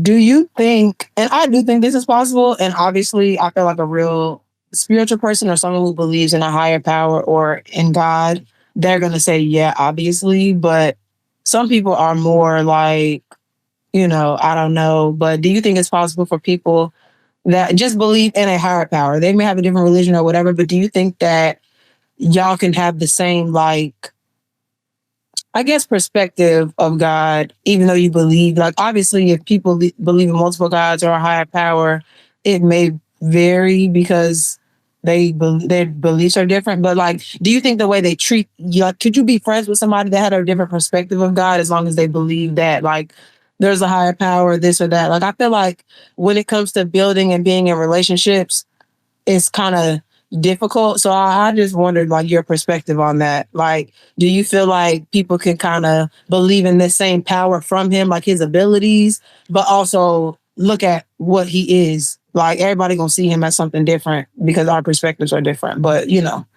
everybody kind of So, do you mean like in relationships or in life? both. Like, even just dealing with people, I think that all of it, just in general. Like, could you be with somebody that like was Muslim or what, like, like whatever the case is, like, could you, because I feel like I possibly could, but then it's also my idea of God is just there's a higher power. I'm not a religious person. I just think that there is a higher power, that there is a overall God that cares for each and every one of us. And I feel like it is only our duty to be as genuine as possible and try our best to be a true representation of what he is. Because God is supposed to represent good, happiness, just a way of life to me, anyways. I feel like God represents doing the right thing in a way.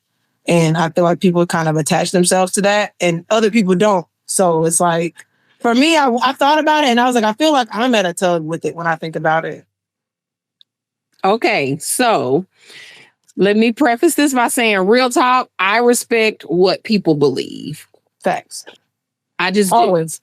One of my dear male friends, he's Muslim. We not gonna be together as a Muslim husband and a believer of. So I believe that Jesus died on the cross. I believe that there is God, there's the Father, and there's the Holy Spirit. That is my belief. Are there other little gods floating around that other people worship? Yes. I know that ain't the same as what I'm talking about, but right. I get into, this is something that I made a decision about a long time ago, is that because I know what I believe and I know what God has represented and I know what the Holy Spirit has done for me. And surely anybody who sends their son and stretch them out on a cross to die, it would be like me and you not finna put Mel and Ramaya up to die for some folks. Like we're not signing up for that. Nope. So just on that alone, every day I fall in love with the God that sent his son to do that. And when I say every day, it's been a walk. Like I'm finna be 51. It's been a journey and a walk to this place.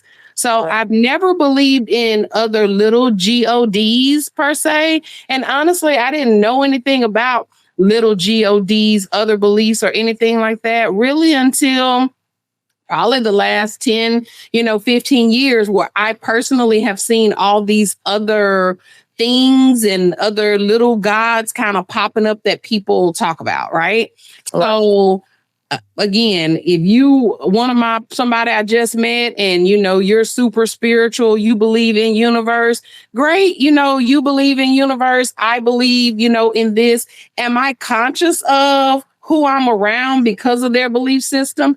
Yes, because remember earlier in this conversation, we talked about environments. And so if you believe in a little God and you and your little God believe in, I don't know, breaking a finger back and forth and drinking rabbit's pee, because that's a part of what y'all do, then, hey, I'm not really about that life. I'm probably never going to drink anything at your house and you not going to bring nothing to drink at my house. And to be honest with you, I don't even be eating food from other people anyway. Because people do things and get caught up in little G's and they don't know all of the repercussions that go along with the little G's. And so I'm just kind of, I chill from that. I'm not a sager. Did I own some sage at one time? Yes, before I knew better. But I'm not into all of that kind of stuff because what happens for me, my belief system is that now you're giving the sage the power and I give my power to the big God or the Holy Spirit or that kind of thing. So I'm cool with those people. No judgment from me. It's like you like oranges and I like, apples. And so that's fine. I don't want to say I'm not trying to convert anybody, but if somebody who has this little God belief system, stay having problems, stay in a struggle, stay in this, I'm going to introduce them. At that point, I'm going to say, hey, talk to me about, where you see your life. What do you want? From your life, like Who is your relationship with? Because at the end of the day, if my mama walk away from me, if you walk away, my child, my brother, everybody in the world says we're not going to talk to Ramonica. Matter of fact, we just hate her. We don't like her anymore. Because I've grown close to God and I know He's like guiding me. And when I say guiding, see, this is the thing about religion and God. A lot of times we say things or we've heard things in church and we don't really know what they mean. And so it almost means nothing to us because we just don't understand it. So I want to just kind of pause and say what that means is when I was not aware of God, I just used to feel like I was really in control. And you know that, right? And now because I'm more, I ain't even there yet, because I'm more aware of who He is and the power that He has. When I sit still, I hear from Him. It's not in an audible form. It's not like, hey, Ramonica, it's not that. But in my spirit, in my gut, in my soul, I know, like, I get inklings like, this is what you need to post on social media. This is the hair you need to wear today. This is the business plan that I need you to execute. This is the idea that you have. I literally hear it in my spirit. Yeah. So I got that. I didn't have that now. So yeah, if someone is all the way off and they don't like where their life is, I would open up that conversation with them. Or if they came to me and started asking questions, or if they said, like, my good guy friend was like, so wait, you would never marry me? And I was like, mm-mm. And he was like, are you judging me? And I was like, definitely not. It's no judgment, but you got a different belief system than I do. So how do the two become one and we become one harmoniously? Like, that's going to be an issue. You go to church on this day. You don't go to my church. I've been going to church by myself. Why would I be married and still going to church by myself? Husband now. So that part alone just doesn't make sense. Or if y'all believe that it's this and I believe it's that, that means we low key in conflict. Now, could we have love? Absolutely. This is not about love. It's about a belief system. This is bringing our conversation full circle. We already talked about the power of a belief system. We already talked about the power of the subconscious mind. So if my belief system is anchored and set on this and it's fixed, and your belief system is that, then we're constantly not arguing, but our belief system is not in alignment. It's a disconnect. Thing that is, listen, God made marriage.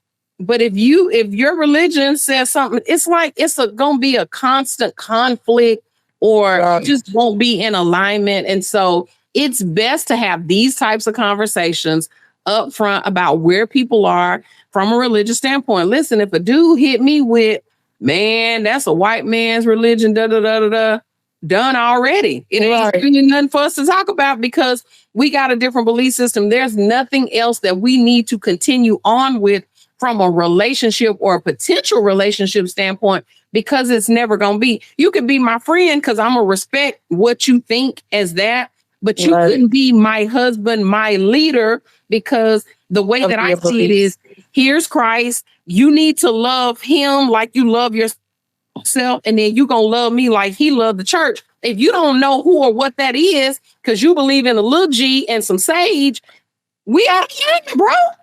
And same thing with my friend. So yeah, no judgment, but not my preference. Dang, okay, you back. I was like, dang, did you lock up? Okay, there it is. I'm like, she gonna left the screen. No, I'm here. Cool. It was like just getting good and then just cut out. But no, I agree. I'm good. Like, I feel like I just can't be with nobody that don't believe God, because I feel like I'm still trying to figure out, like, I feel like the stuff I've gone through, like I was telling you earlier, because everything's so like tech and everything's online. I just need the word of God. When I go up in the church, I go up into it like it's an establishment, like it's somewhere where they have customer service. And I do think that you should be treating the people that show up to hear you speak. Like, I feel like you should be treated. It's not, of course, you don't go up there just, it's about me. I don't think church is about that, but you should feel fulfilled when you leave church. Like, I can hear the word of God at home. If I go to church, I'm looking for more. I'm looking for you to say, oh, we're doing this community service. We're doing this. Like, I want to do stuff like that. Like, I want to feel like we're actually doing something for the community. Because if you just have a message you want me to receive and you want to explain the Bible to me in depth, you can literally record that and upload it now. So I look at church as more of like a literal organization, not like a something set up for money, but set up to actually help and be a resource to people. People have this they misconstrue what church is because of the things they've gone through at church. So it's like my spiritual journey is way different because I'm like, look, I've been blessed and I don't go to church, nothing like I used to. But I also acknowledge God. I give back to people. I'm nice to others. Like I do things that shows him like, look, I'm a child of yours. Like I'm here and I want you to I know you see what I'm doing. I don't have to question it. The things you're giving to me, I can tell you see what I'm doing on the back end. So it's like, I don't have to discuss a lot of stuff like this too much with other people because I'm like, he's showing me and he's telling me I don't got to talk to y'all. God tells me all the time, I don't have to talk to none of y'all about nothing. Even down to like my family. Like it's like this is me and you here. Like I've spent so much time alone in my thoughts to where it's like, you good, girl. Like you know enough to pull yourself out of something if you need it. And you also know when to ask for help when you need it. It's like it's almost like he trusts me with my thoughts because I didn't trust myself with my thoughts for a long time because I wasn't sure of myself. And now that I am, he's like, look, you good. Let's just grease up your brain a little bit. And like that's just kind of, where we're at right now.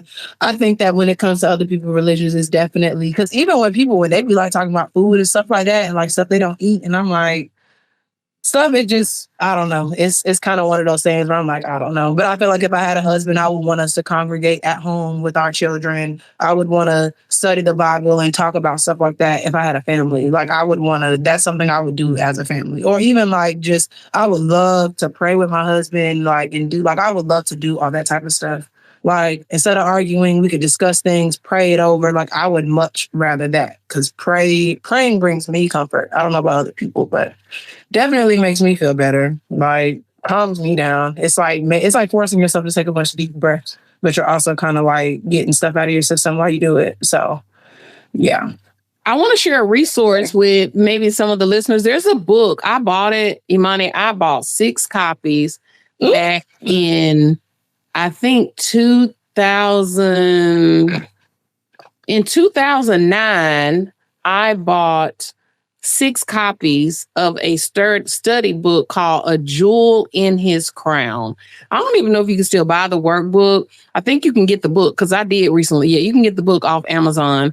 I highly recommend, if you can get your hands on the workbook, get it. It is like, if you are a young woman watching and you're just trying to like figure out who God made or wants you to actually be, you will understand how he crafted you to be magnificent and beautiful, and you will learn to embrace who you are and all of the creativity and just everything about you. It's like with God, we were almost kind of taught in church, and this is why I'm love that you said that you have your time with him because he will speak to you. I really know right now that God is speaking to people like individually. He probably always has, but I feel like now more than ever, because, a lot of people didn't go back to the church during the pandemic. I mean, Right. since the pandemic, I do recommend when people are ready to find the right church, because there's nothing like being able to connect with. It is a something you can come under, meaning, yes, you have a Right. relationship with God,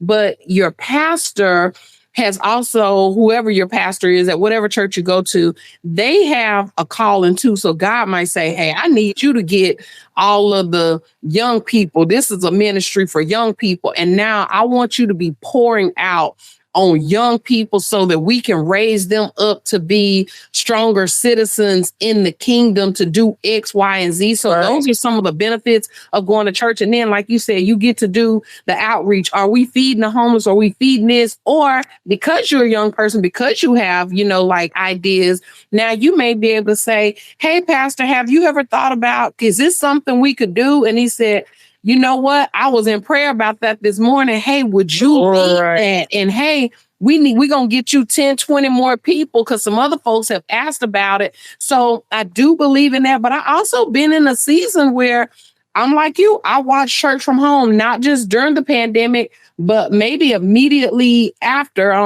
Like I was just not there yet. But then one day it was like, go. And it wasn't even a go to church on Sunday. It was a go to Bible study on Wednesday at 12 noon. And it was going there that just kind of got me like reignited and reconnected. And so again, the thing is, God is not sitting there saying, they're so bad because they didn't go to church per se. He just wants us to like believe in him and take the instructions. He gonna get you where you need to go because he already wrote the roadmap for you anyway. So it's not, we've been told we gotta do all this stuff. Before I had Mel and kind of starting after, and I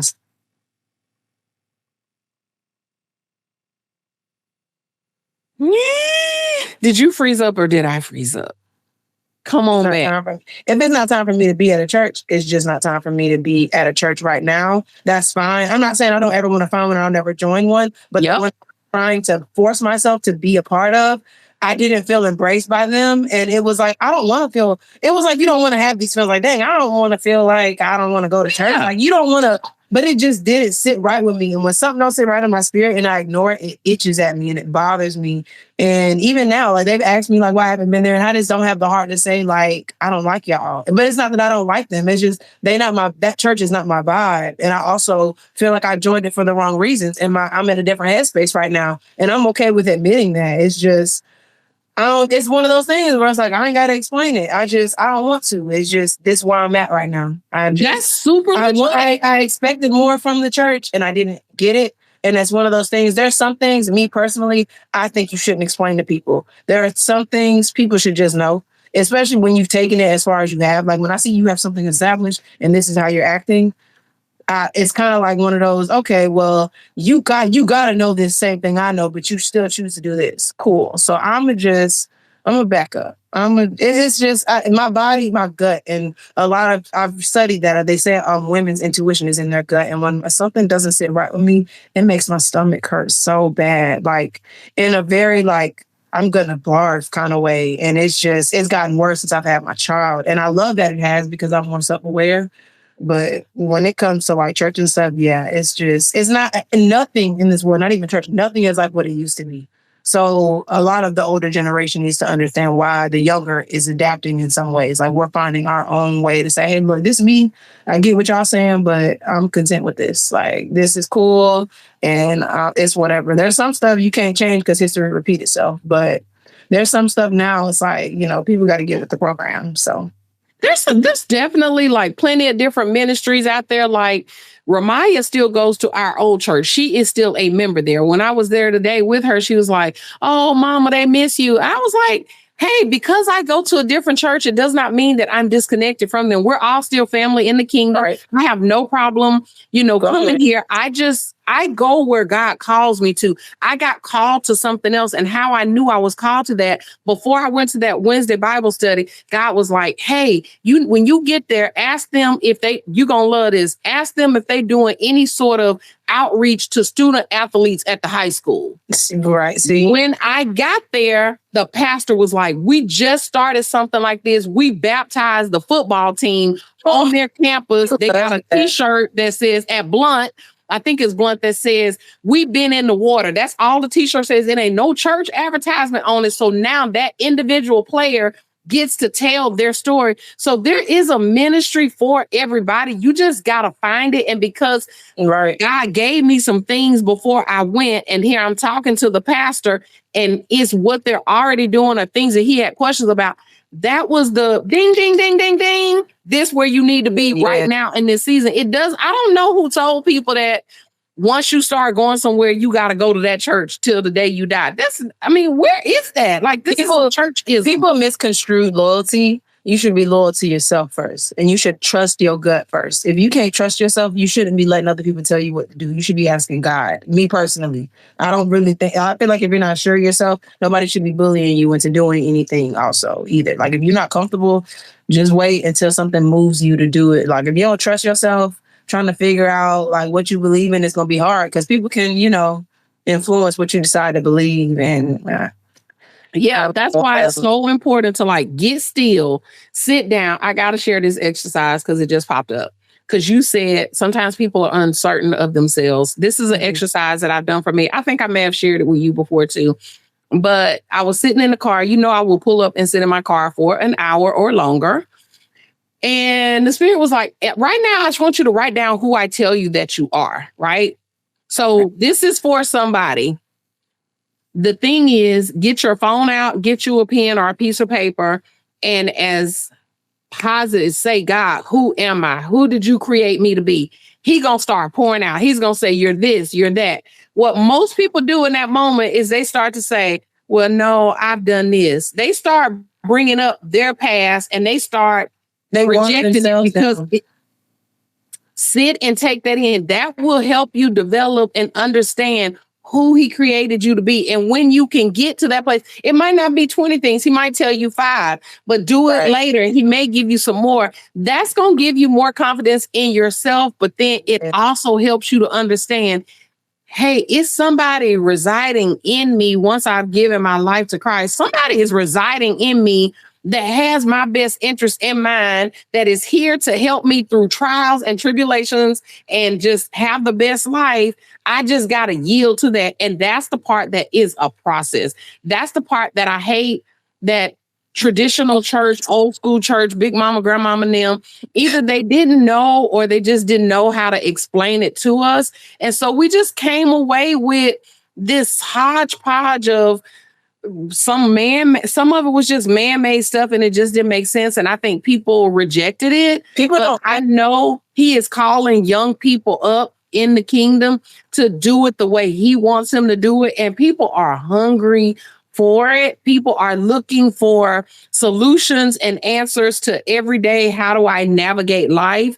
And for me, this has been it. I've been in and out of this. And when I say in and out, maybe more active at times than others, but I've been in and out of this my whole life. When I was like in 4th or 5th grade, I called one of them 1-800 numbers and like ordered some holy water.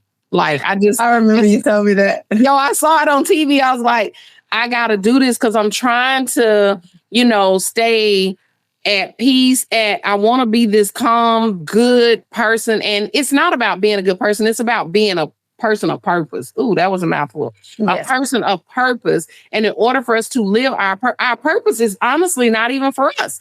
It's so that I can help other people. Like, you know what you're doing. You know your desire to help call people into a different mindset. We both do it. We just do it a little bit differently. See, I used to be real fiery like you with it. Now I'm more passionate, a little bit more chill with it. Like, okay, soft girl era. That's what you were saying. Well, soft girl, yeah. I'm like, Christmas, my aunt was like, "We gonna be soft girls next year," and I'm just looking at her like, I really feel like turning up on y'all because it's just like people don't hear you sometimes until you get a little feisty sound.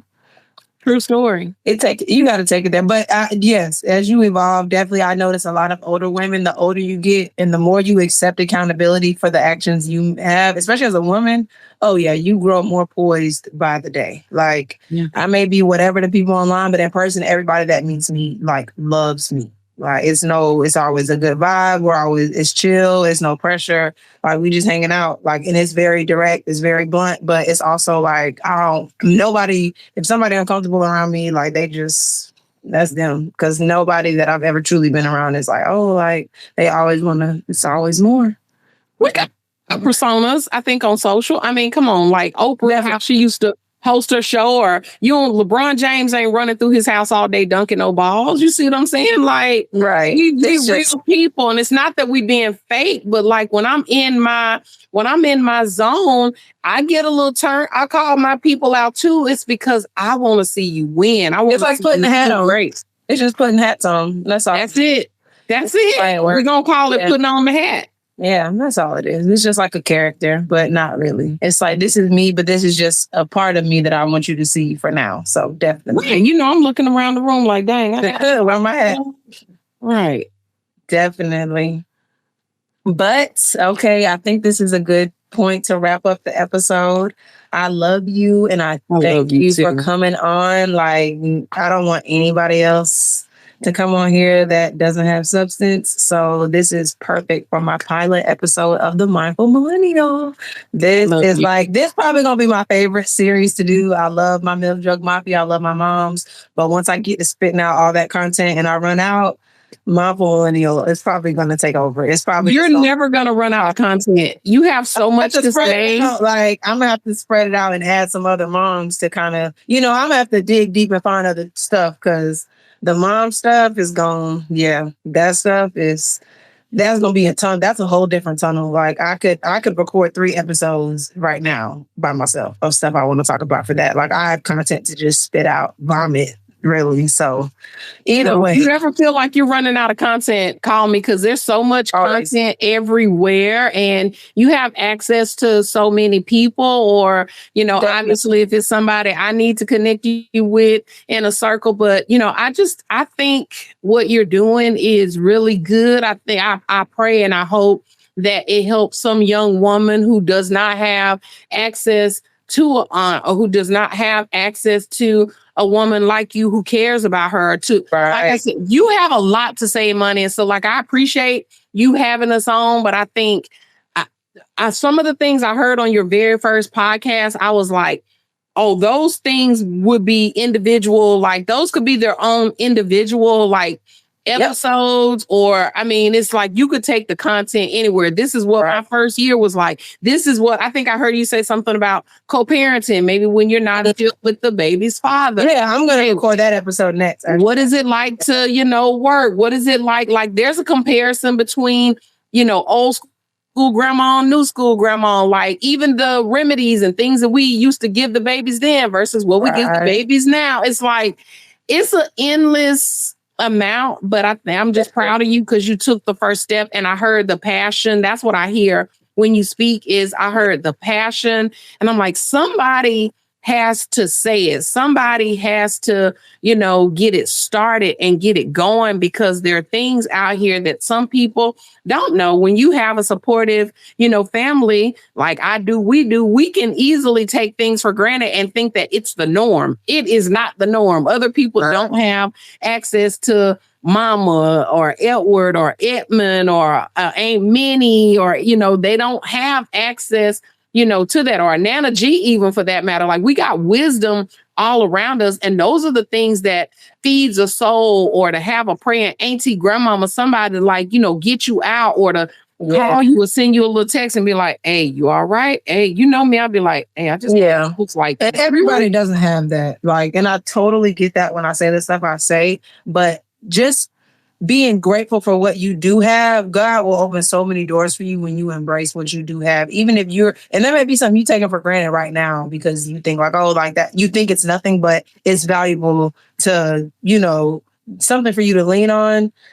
Look, because you'll think you don't have nothing. You will think your back is up against the wall. But when you just kind of get back into the center of the room and look around, you have way more than you think. Sometimes. You're wise, girl. You are wise. You are wise beyond measure. It is always my prayer when I think about you and Ramaya. Even when I was in the conference, I got to tell you, baby, your auntie was throwing y'all's name up in the heavenly realm because the atmosphere was conducive for it. And the thing, my prayer is this, that you guys will get wisdom much sooner than I did. It's so that you don't have to take any of the bumps that I took along the way. So sometimes, again, as seasoned people, if we're pushing because we don't want you to experience what we have experienced. And we can see based on what you're doing now, if you're going to experience that or not, based on what we've seen before. Right. And I totally get that because everybody, and then some people don't have that. Some people just have parents that are like, look, go and figure it out. And they don't hold their hand. They don't guide them. They don't push their back. They don't give them that. They don't sprinkle that, pour water, like none of that. They're not doing that. Like some people don't have that. And a girl actually was just saying that the other day. Shout out to Logan. She was just on Facebook saying how like parents are so eager to push their kids out. Like, oh, you 18, get out. And it's like, you should be grateful that you're in a predicament where you can let your kids sit down and figure it out. Because if you had somebody let you sit down and figure it out, you would have sat down and figured it out. And I feel like a lot of the older Oh yeah. generation is jealous of our generation because we do have some family members, aunts, whoever, who are like, look, come on, baby, and figure it out. And they're, they value the youth. They're looking at us like, oh, I remember. Like, remember when you were young like this. That's what blows me about a lot of older people. You act like you forget you were young before. I get like it's different times now and stuff like that. But just think about when you were my age or even younger. It's like your thought process is very similar to like, yeah, you may have grown out of it and evolved. So now it's like you're short tempered and you don't have the time for it, but you have to because we need somebody to be patient with us. Like, of course, we should be held accountable and we should be pushed and we need to be independent. Of course, I'm not saying coddle us and baby us, but like you said, if you don't know, you don't know. What? Like, help me out here. Like, take the time to let me learn it. And then also some people don't learn stuff. Like you can say something one time, but you have to keep repetition is the only way anybody really learns anything. Melanie ain't potty trained right now because I put her on the toilet once. So it's like I had to put her on there a couple of times for her to kind of for it to click. And I think that a lot of the older generation, when they say, I don't get this generation, this and that, and that's like, but where was y'all patience at when it came to raising us? Because when you come out as a child, all this is fresh, new. You have to adapt to this. And the way it's introduced to you matters because if you don't get it when it's first introduced to you, you go through life thinking, oh, I think this is this. And you really don't know because nobody actually has ever explained it to you. Like nobody explained crap. All right, we got to talk about two things that you just said. So number one, I will tell you this. When we were younger and older people were talking, we shut our mouth and we listened whether they respected us or not. We were kind of hanging on. We took in everything they said. Now, the younger folks, they're not trying to do that. So that's one. But that's their parents' fault because, hey, you see, I'm wise beyond my years because I listen to y'all. So it's like your family. I feel like older folks are they love to talk about the gentle parenting, but it's like if your child talking, because none of y'all play as sweet as y'all are, granny, dad, uncle, all of y'all are the best people to me. Y'all not going for that. I would never disrespect y'all, talk over y'all, cuss y'all. Like, y'all know I'm not doing that. Like, I gotta be drunk out of my mind on some drugs to be talking to y'all like that. And y'all are some of the nicest people. Y'all never had to say, Ronnie, y'all have to beat me down to make me respect y'all. So for me, I still have to blame older folks for that. Like, not all of them, but like, if your child treating you like that, you did that. Because there's no way you going for that. You shouldn't. And I agree with that now. Younger folks now, yes. You should shut up when a grown folk is talking, even if you think they're wrong. Because something, and you may not agree with all of it, but I bet you there's bits and pieces in there you did not know. Definitely. Sorry about that. But like a lot of that stuff, it'd be boundaries. You have to like really take time and make people understand. Like, look, like dad, I learned a lot from dad because he'll come up to me and it's like a big bear hug and then he back all the way off and he disappear. And it's like, what? And he'll be like, it's like my dad will just put a bunch of stuff on the table and be like, here you go. Put it together and figure it out. I'd have told you, I'd explain to you how to do it. You go to directions. You got everything you need right here to do it. Going to do it. I'm not going to hold, I ain't going to hound you, hover over you, make sure you do it. I'm going to just back off. Parents don't, and then I'm going to come back later and check on your progress. And then I'm going to back off. It has to be kind of you have to balance it out. And analyzing myself and analyzing how y'all raised me, it's like, oh, okay, cool. That's why I have more patience than the average person my age. Because I understand, like, someone had patience with me. Had I not had that, I wouldn't know how to give it to somebody else. If you know what I mean? Like, no, I agree with 100% of everything that you said. I think this is the classic case of kind of where we were earlier in the podcast, where we talk about we kind of assume that people had it like we had it, and they don't. Because you also said older people, they be jealous. Now, let me tell you, I have heard that a lot from 20, 30, and early 40 something. Tell me where that comes, because when I hear it, I'm like, when they say older people, I don't know if they're talking about 50, 60. I don't know if they're talking about 70, 80. I'm just like, I'm trying to gain understanding on, so please enlighten me. I think that it's mixed. I don't think it's an age group. I think that it goes back to completely what you just said, how you were raised. I could never say that about you or auntie or granny or nobody else, but there's some other people in our family and in other families where say it's a family and you got an auntie who grew up with all these babies from different baby daddies. And then your mom was married and y'all got the same dad. So you get grown and you came from a predicament where you got to live a more structured, traditional lifestyle, and you're just trying to navigate in the world naturally, like without all the toxic extra stereotypical things Black people go through, like average young person that's set up well by their parents, they get to just figure it out. Who am I? What do I want? This or that. And because another older person lived a life of misery and they had all these aspirations and they're looking through the mirror through somebody else's looking over in their life like, dang, I wish that was me. And if that was me, this is what I would do. So it's a lot of projecting. I feel like when girls my generation or even a little bit older, they say older people are haters. They say it because they're literally just trying to live like they're not bothering nobody. They're happy. They're content. People are jealous of T and Sam. I don't care what nobody say. They be saying stuff to T and Sam, and I'm like, T and Sam are married. You respect people's marriages for one and for two. They're a younger couple with no children. Like they are like the epitome of what any person would want for their child. You graduated, you finished high school, you have a job, you got married. They could have a kid if they wanted to, but that is their business. Like people love to speak on stuff because they wish it's like you wish it was you, or you wish when you was my age, you had these things, you wish you had these choices. So to them, it's like, oh, you got it easier now, or is this or is that? And it's like, no, you're jealous because you want me to suffer the way you did, and you dead wrong for that. Like any older person that wants a younger person to suffer just because they did, or you want me to struggle because you had to, or what, you mad at the world. You're not mad at me. You jealous of me and you're mad at the world. You need to be mad at how the world is structured and how it's set up. I'm not mad at nobody for nothing because everybody got to eat. But ultimately, a lot of the stuff we deal with and we don't like, it's not us who set it up. It's the way the world's structured. Bills, all this other stuff. We didn't ask for this. Don't be mad at somebody else because you got X, Y, and Z because you had all these kids. And then you have all the other bills on top of that. Sorry. I watched and sat up and watched y'all do all this and y'all were miserable for years and y'all treated me bad because you were miserable for years. So now a lot of older kids are like, okay, well, I'm not dealing with that. I'm never having kids. I'm never getting married. They're doing all this because they watched their parents grow up miserable. Yeah, you can sit up and say you had a title and this and that, but was it worth it? You got dogged out.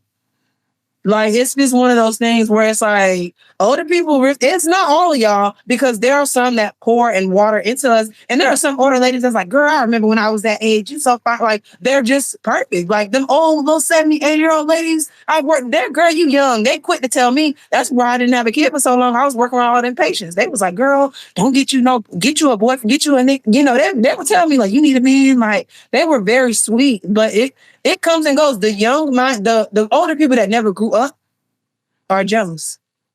Yeah. All right. Look, I can co-sign what you're saying. I get that part. I get it. I get it. I get it's not everybody, but it is circumstantial. Like some people are literally just trying to exist. That's that generational stuff. Yeah. And that's why I say it depends on how you were raised, who you were raised around. Because there's some people we know personally who are raised around stuff. They were raised around stuff like that. And it's like they didn't ask to be born. They didn't ask to be born into this family. But then also y'all gave them none of the tools to be successful. You're just dogging them out because they didn't figure it out. When I'm gonna figure it out? Like a lot of them do that too. Like, oh, I had to struggle and suffer and I don't know, but it's always like, I can't help you. I ain't got money. I'm not doing it. Like they be so scared to put themselves in a predicament to be broke or whatever. I've been in a situation where I ain't feeling much stuff and they're like, oh, my credit this, my credit that. I don't even know nothing about credit. I just need help. Nobody put enough faith in me to just be like, okay, yeah, here, I'm gonna do this. I'm gonna do whatever so you can go to school. So it's cool. Like people left me alone in my thoughts for too long. So now it's like, cool. Bet. It's just one of those things now where it's like, I got you. That's a bit. That's good. Mm-hmm. All right, I check. I get that. Look, I get that. I get why you would be like, what? Like, I'm not. Look, right. On nobody. I got my own little shine. I tell people all the time, like, you a brand new woman. You done been through some things. So listen, I totally get it. Hey, I'm still getting stuff burned off me. I mean, yeah. And you ain't bitter, so we ain't calling you. You ain't no hater. I know a hater when I see one. Mm-hmm. I know a hater when I see one. But yeah, let's wrap this up. We at this 150 mark. So yes, thank you for coming on. I knew we were gonna drag this out, but that's why I wanted you on here. So definitely now we can, think of some topics, and I'm gonna definitely have you back on sooner rather than later. So don't be surprised if I'm just like, you want to run your mouth with me today? Somebody keep the content going. You want me to get it started? I done got it started. It's April 30th, and this is episode 2 of Milk Jug Mafia. Proud of you. Proud of you. But no, thank you. And I love you for coming on. Seriously. I'll see you guys next time.